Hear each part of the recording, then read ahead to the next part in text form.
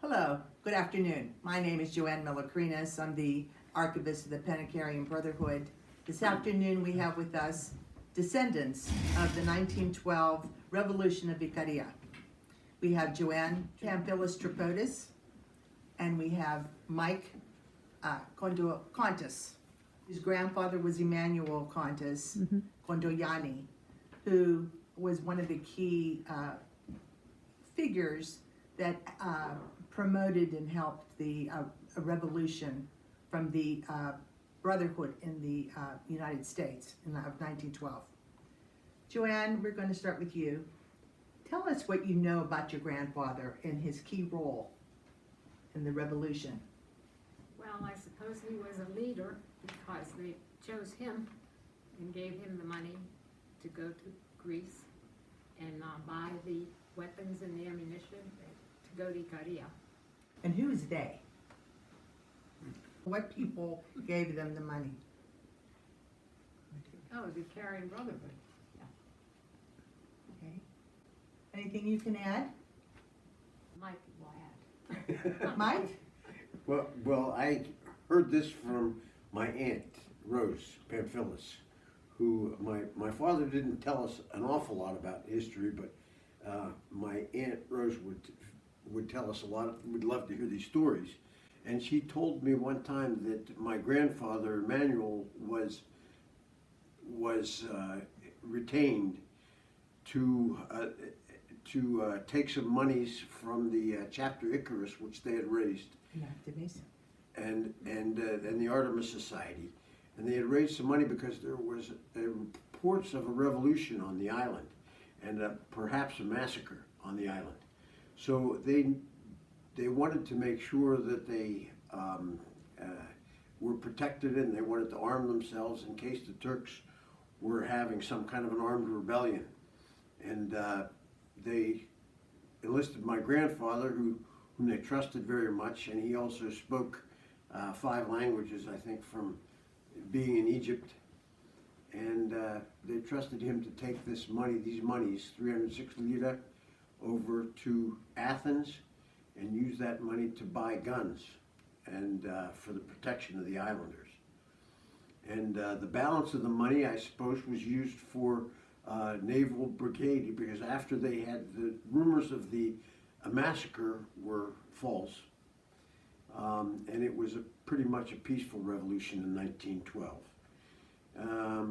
But then they took the balance of the monies, and they had to guard Ikaria from pirates and things like that, because they were independent for a few months. And that was, while they were an independent state, they used the Navy to protect the island itself. So that was what my grandfather did, and then when he found, then he brought my father and his wife and son and daughter back to America with him on that trip. So my father was about 6 years old.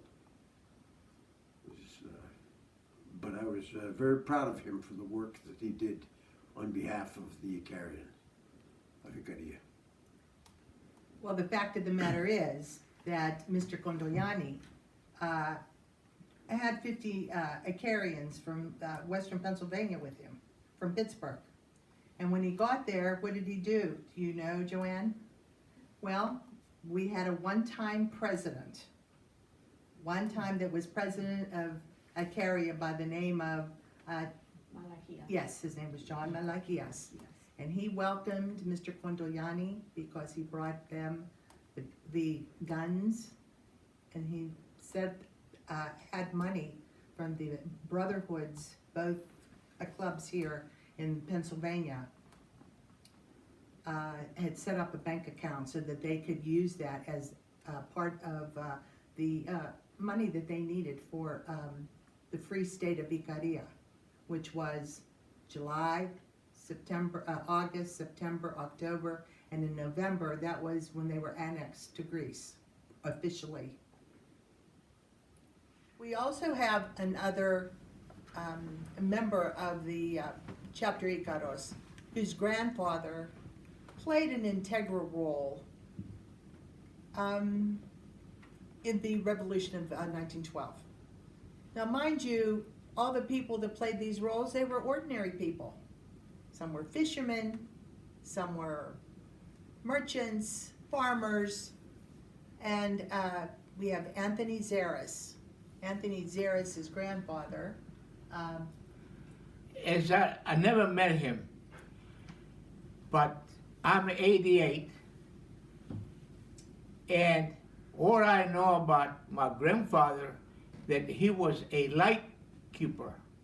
According to the historians, who this was an eyewitness account of Mr. Tsarnas at the time that it happened in 1912, your grandfather was chosen, or he volunteered, because this was a planned revolt. They had to expel the Turks in a bloodless way. And so your grandfather was one of the head guards that accompanied 66 Turks and 6 women of their wives, only 6. They accompanied them on a boat and they took them to Samos. And from Samos, they were going to take them to Turkey, to Kosandasi. And because this was a planned revolt, they needed to expel these people, but for many years, all the while, for the most part, the Ikarians and the Turks, they coexisted very peacefully. But it was time when they wanted to be annexed to Greece, it was time that they had to leave. And so Mr. Zaris's grandfather, Anthony Zaris, his grandfather played a major role in that. The guns were distributed so that they would guard the island. There were rumors that Italy wanted to take over Ikaria, that those 4 months that they did not have, that they were free. And then there was also another rumor that Austria perhaps wanted Ikaria to be Austrian, but the Ikarians were, they wanted Greece. They wanted to be annexed by Greece because they had the same religion, and that's what really united the Greek people, was their religion. So they wanted to be annexed with Greece, and that's what happened. And they thought that once they did that they would have a lot of financial freedom, more financial freedom, but sadly it was not to be.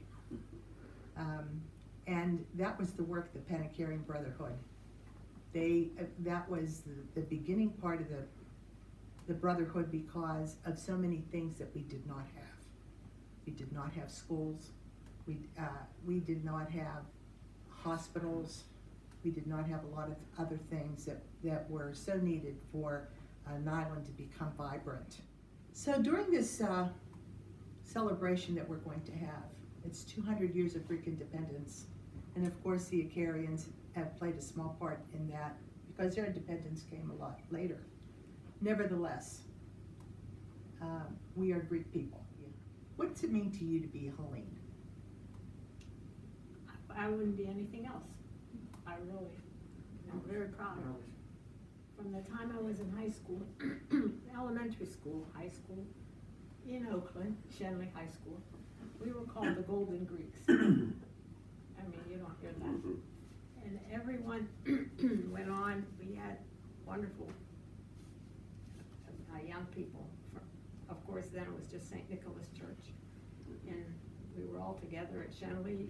They went on, most of them went on to get graduate degrees, engineers, doctors, lawyers. Still some of them still alive. But I was always proud in high school of being Greek. And you, Mike? Well, Joanne, I really appreciated the Hellenic foundation of our country. And so much of our thinking, our Western thinking, is derived from the Hellenes, from the ancient Greek philosophers, and that has carried through for centuries and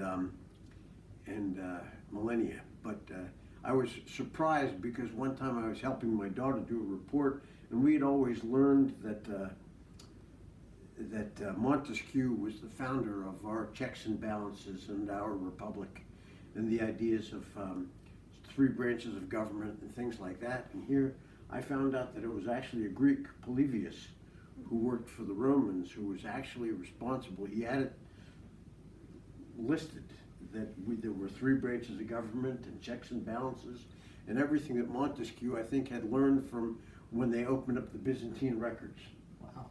And so much of that has been hidden from us. But the founding fathers, I'm reading a book currently about the founding fathers and how much appreciation they had for the Greeks and the Latin, the Roman forms of government and their ideas.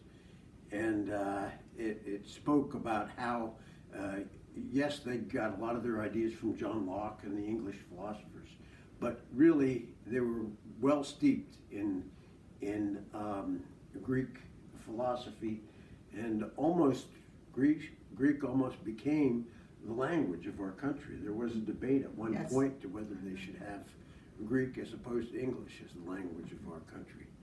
And so very proud of what Greece has contributed both in science and politics and philosophy, the way we look at ourselves as individuals, which is far different than the rest of the world. And the stress that we place on education, which is something that second only to, I think, the Jews, as far as how much they encourage